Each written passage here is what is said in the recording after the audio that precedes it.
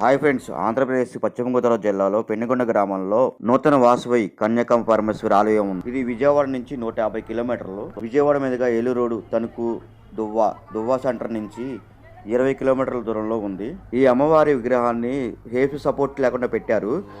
వెండి, రాగి, పంచలోహాలతో తయారు చేశారు. అమ్మవారు ఈ గ్రామంలోనే వెలిచినట్టు చెప్తారు.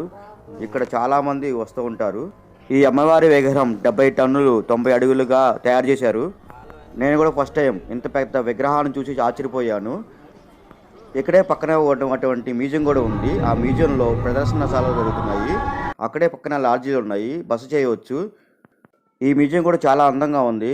నైట్ వెళ్తే రంగులతో లైటింగ్తో సెట్టింగ్ చాలా బాగుంది. ఇక్కడే పక్కన చిన్న విగ్రహాలు కూడా ఉన్నాయి. చాలా అద్భుతంగా ఉంది ప్రదర్శనశాల.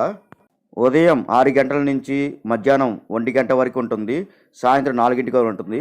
Please subscribe, like and share.